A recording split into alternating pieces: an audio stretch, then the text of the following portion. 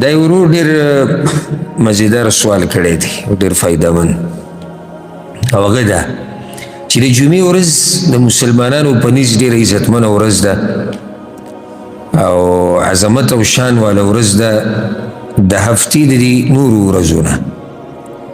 نو سوال و زما دا دی چې په دغه ورځ که څوک ګناه کوي نو د دې ګناه دا ګناه به لویه حسابېږي د دې نورو ورځو د ګناهونو نه. مثال یې داسې ویلی چې لکه اوس یو سړی ږیره خریي د جمعې په ورځ نو دا ږیره خریل به ډېره لویه ګناه په نسبت د باقي ورځو.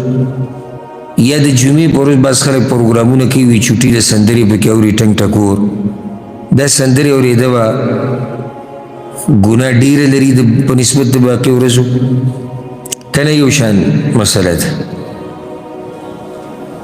دا ډېر ښکلی سوال دی ډېر قیمتي سوال دی او زه وایم که نو سوال د سائل په عقل او په پوهه دلالت کوي. سوال د سائل په عقل او په پوهه دلالت کوي.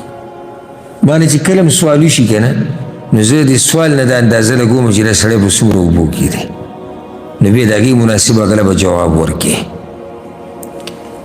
بیا به ته دا نه چې جواب به ټول له یو شان ورکړې بیا به څه کې مناسب به هغله جواب وایي. تا ته اندازه ویلې چې دې سړي سره علم کم دی. جواب دا یاد کړي چې جمعې ورځ ډېر عظیمه ورځ ده دا خو ټول مسلمانان دا خبره مني.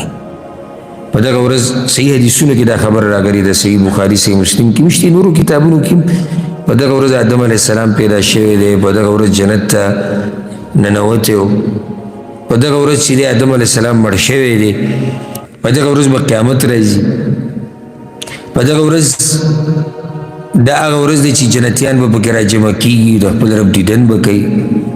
یو روایت کې دې ته د ابتي اختر هم ویلی شوی دی او دا هغه ورځ دی چې په دې کې یو وخت دی چې مسلمان پکې د الله نه څه غواړي الله یې وله ورکوي. په دې ورځ مسلمانان راجمع کېږي یو لویه غونډه کوي چې هغې ته د جمعې لمونځ ویلی کېږي او خطبه اورېدی کېږي. نو ډېره اوچته ورځ ده.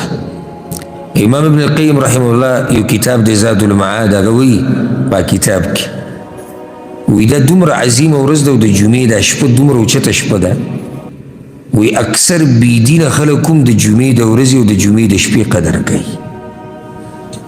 اکثر بیدینه خلک د جمعې د ورځې او د جمعې د شپې قدر کوي. نو هغه پکې دا ویلي دي وی د ډېرو بیدینو په زړه کې دا خبره پرته ده چې ګناه د جمعې په شپه او د جمعې په ورځ کول نه دي پکار.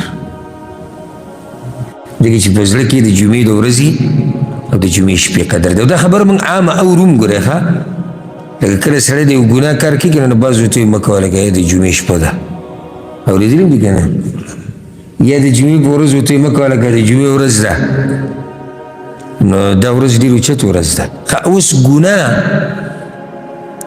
څو چنده کېږي که په دې ورځې وکړې نو ګوره ګناه یو شمارلی کېږي